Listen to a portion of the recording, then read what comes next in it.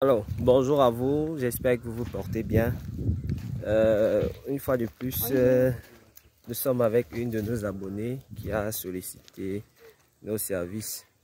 Donc, elle tient à aménager son marécage. Donc, nous sommes dans son marécage qui est un grand marécage d'une superficie de pratiquement demi-hectare de terrain. Donc, elle a déjà entamé un certain nombre de travaux. Je vous partage en vidéo un peu ce qu'elle a fait déjà jusqu'ici. C'est un très grand marécage. Donc, je vous partage en vidéo ce qu'elle a déjà fait. Je note que nous sommes dans la ville de Yaoundé. Donc, elle a entamé de très gros travaux sur son marécage. Voilà déjà un peu les travaux qui ont été entamés. Donc, la première chose qu'elle a fait jusqu'ici, c'est d'orienter l'eau. L'orientation de l'eau pour permettre pour rendre la partie praticable du sol assez praticable. Donc l'orientation de l'eau, comme on peut le constater, qui est en train d'être faite, c'est comment la met ici. Donc voilà, et voilà l'orientation de l'eau pour rendre cette partie meuble assez accessible pour pouvoir travailler. Donc notre objectif aujourd'hui, c'est de trouver les cultures hormis le maïs et le légume qui peuvent être exploités ici et qui sont rentables.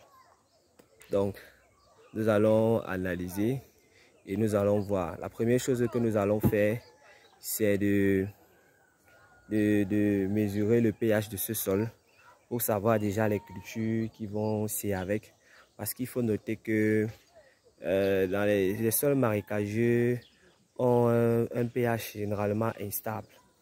Et lorsque le pH du sol est instable, ça ne facilite pas généralement la bonne pratique de certaines cultures. Et les zones marécageuses ont un taux de sel très élevé, donc un taux de salinité très élevé. Donc, ce qui aussi n'est pas toujours bon, ce qui n'est pas toujours aussi bon pour un certain nombre de cultures. Donc c'est ces analyses-là que nous allons mener aujourd'hui et maintenant tirer des conclusions pour pouvoir dire exactement les cultures qui peuvent ici avec. Beaucoup de personnes se disent toujours que bon, quand on a le marécage, on va faire X, on va faire Y. Mais on se rend compte que parfois, voilà, les choses ne sont pas toujours comme on croit.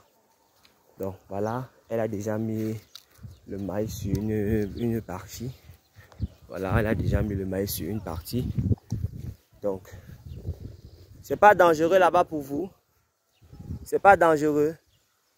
Vous n'allez pas tomber dans la rivière là. Donc, voilà un peu ce qui est déjà fait jusqu'ici. Donc,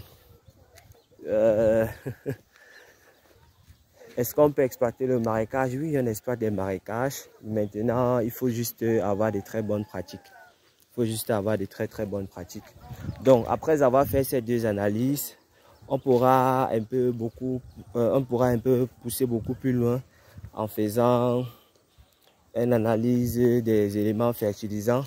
Mais il y a une chose qu'il faut noter, c'est que lorsqu'on a déjà le pH d'un sol, en gros, on peut savoir à peu près de manière approximative si le sol est fertile ou pas. Donc, bon, même pas approximatif parce que lorsqu'on a déjà le pH d'un sol, chaque pH représente généralement de manière constitutive les éléments fertilisants du sol. Donc à partir du pH, tu peux dire si un sol est fertile ou pas. Donc voilà un peu. Mais on doit mesurer le pH un peu de partout parce que comme j'ai dit, le pH des sols marécageux sont très instables. Donc on va prendre, comme on est sur demi-hectare, nous allons mesurer le pH sur tous les 1000 mètres carrés pour pouvoir avoir les données exactes. Donc voilà un peu. le petit travail qui nous amène ici. Donc, voilà un peu.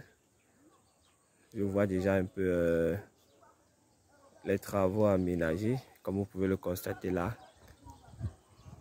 Les travaux de l'autre côté là sont très intenses. Donc, voilà un peu. Donc, je peux vous dire bonne journée à vous et restez très scotchés sur notre chaîne pour savoir la suite de ce projet. Donc, il est question pour nous d'analyser le site et ensuite faire venir nos techniciens pour pouvoir faire la mise en place du champ proprement dit. Donc, soyez juste attentifs et vous verrez ce que nous allons faire ici. Merci.